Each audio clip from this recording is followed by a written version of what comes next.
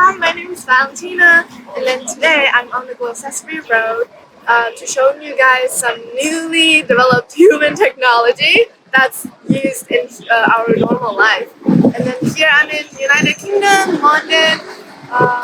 Here's Waitrose, KFC, Burger King, and they all have one thing in common, which is self-checkout machine.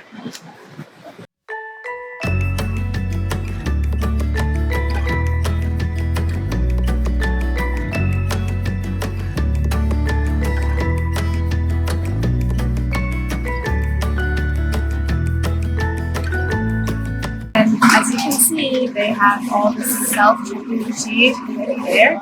And then they also have the man checking machine right there. Now that we see how popular the self-checkout service is in the UK, let's take a brief review on the history of the self-service in London. According to the BBC and The Independent, the self-service revolution began in America in 1916. It was introduced in London 50 years later. Afterwards, the self-service till was invented by David Humble, who inspired by standing in a long grocery checkout line in South Florida. The till became popular in the 1990s in the UK. In 1963, almost 23% of the shops in the UK were self-service. Well, when it comes to the 21st century, sales are expected to experience a dramatic growth because of the self-service machine. The UK is not the only country that witnesses this revolution. By 2013, there were over 200,000 of the self-service machines in store throughout the world, and their numbers are expected to reach 325,000 by 2021.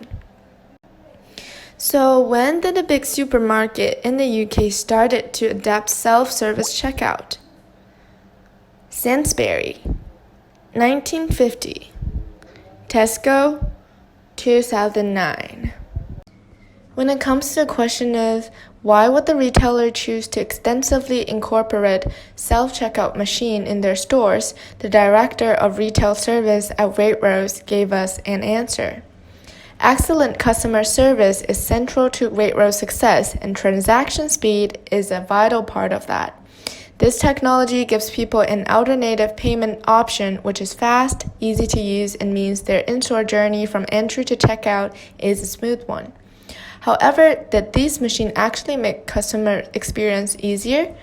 To answer this question, we are going to conduct a little experiment, compare the efficiency of the self-checkout and manual tills. The experiment is designed to test how long does it take to finish checking out the same amount of item using two different methods. We will purchase the identical items, 3 pieces of bananas, a bottle of smoothie, a bag of cookies, and a box of small tomatoes at both manual checkout and self-checkout. Let our experience begin.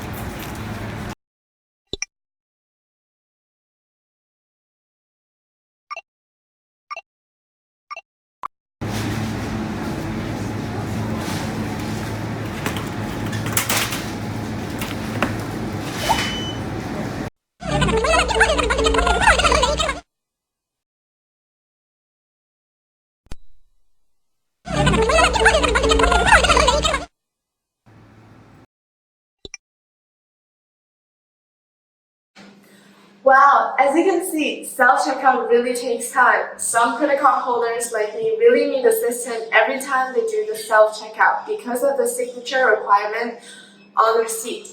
And if you messed up during the process by clicking a wrong button or putting the wrong item, that means more time. Also, there are lots of other negative effects of using the self-checkout service. Having an opportunity under less supervision can lead to thief behavior and dishonesty.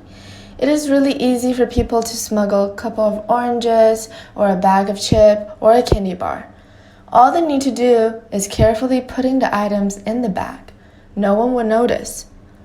The Scottish politician also expresses concerns towards the underage shoppers getting alcohol because they become more easy to access.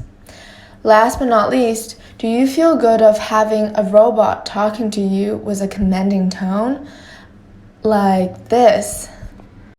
Unexpected item in bagging area. Remove this item before continuing. I don't like this because a self-checkout robot cannot replace a friendly cashier. Human interactions is important to us. Nevertheless, based on the general trends of popularizing the self-checkout machine, will self-checkout tills eventually replace manual tills? At Berkeley, Director of Marketing at Windsor Nixdorf, disagree with this assumption by saying that it's all about offering the choice for customers. It wouldn't replace a manual till, it would augment it. He further addressed that the problem with solely employing self-checkout machine is that one size fits all gets you some of the way, but it's not the optimum. Therefore, improvement on these technology are required in order to enhance the customer's shopping experience and the efficiency.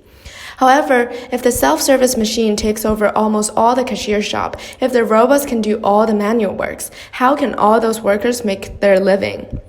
By that time, we would never find those interactions that we want with humans, and we would never gain those jobs back again.